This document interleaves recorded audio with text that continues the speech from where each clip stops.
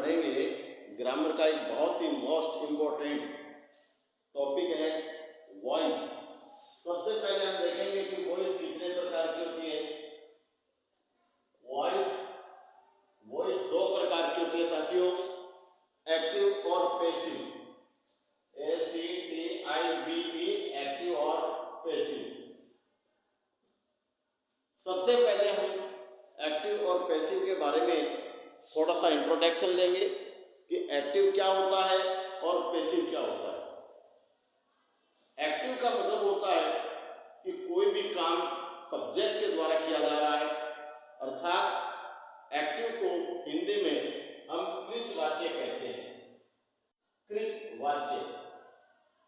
जबकि पैसिव को हम हिंदी में कर्मवाच्य कहते हैं।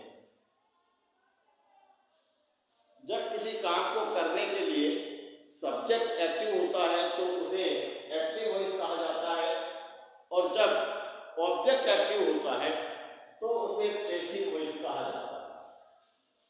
सबसे पहले हम ये जानने का प्रयास करेंगे कि एक्टिव वॉइस और पैसिव वॉइस के कितने टाइप्स होते हैं।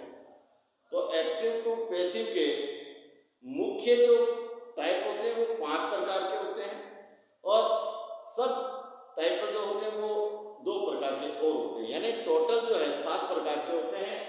तो हम सबसे पहले देखते हैं kinds of active to passive.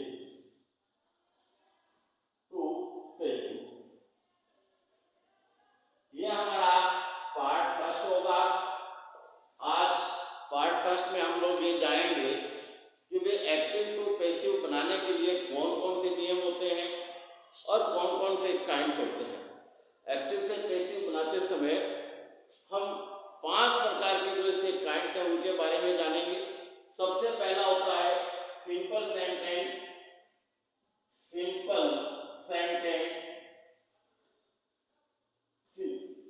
तो सिंपल की सबसे जो भी आप टाइप देख रहे हैं आपको सबसे पहले उसकी पहचान करनी है।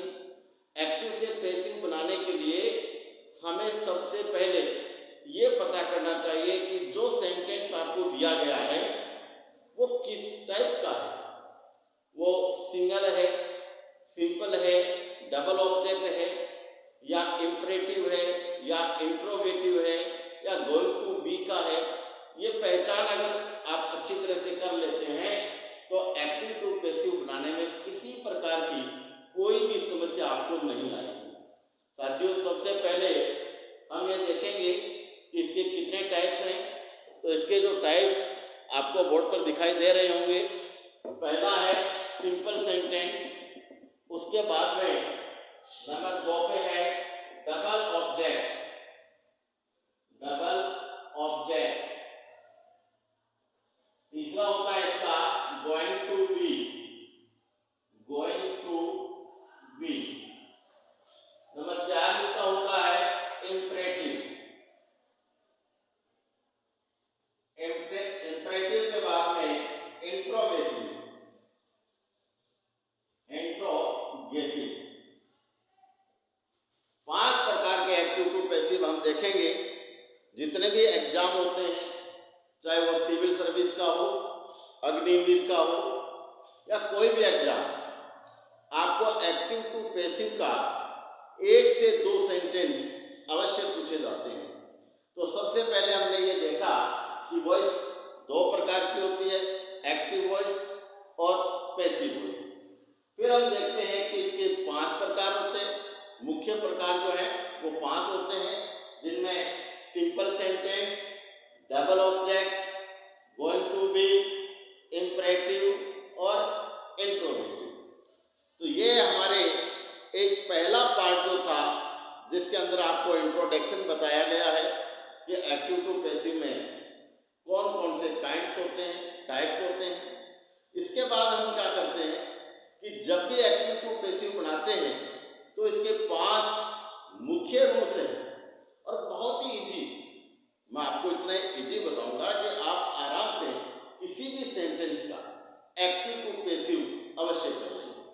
अगर आपने पूरा वीडियो देखा है तो मेरी गारंटी है कि आपका एक्टिव टू पैसिव का एक भी सेंटेंस कभी भी गलत नहीं होगा। यहाँ रेक्टिफिकेशन नहीं है, यहाँ पर 30 साल का एक्सपीरियंस बोलता है आपको किस प्रकार से एक्टिव टू पैसिव को चेंज करना है, और एक्टिव टू पैसिव को चेंज करते समय आप किन किन बातों का ध्यान रखेंगे ये आपको बताना है। तो एक्टिव टू पैसिव बनाते समय हमें 5 नियमों का पालन करना है।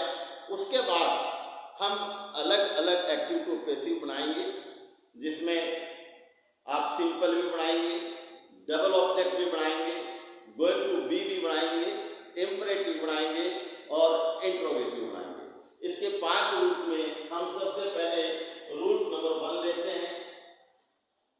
रूल्स नंबर 1 है कि किसी भी एक्टिव सेंटेंस का पैसिव बनाते समय आपको एक निश्चित फॉर्मूले के अनुसार सेंटेंस को लिखना है। तो क्या लिखें? सबसे पहले हमें लिखना होता है ऑब्जेक्ट। ऑब्जेक्ट ऑब्जेक्ट के बाद में हमें लिखना होगा हेल्पिंग वर्ब।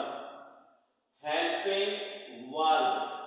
उसके बाद हमें वर्ब की हमेशा थर्ड फॉर्म लिखनी होगी, प्रीपोजिशन बाय लगाना होगा और फिर आपको सब्जेक्ट लिखना होगा। इस प्रकार से किसी भी एक्टिव को आप पैसिव में चेंज कर सकते हैं। तो एक्टिव में सब्जेक्ट आप जानते हैं, सबसे पहले सब्जेक्ट होता है, परंतु पैसिव में सबसे पहले ऑब्जेक्ट लिखा जाता है। तो ऑब्जेक्ट, उसके बाद हेल्पिंग वर्ब, और वर्ब की हमेशा ही थर्ड फॉर्म लगेगी। पैसिव का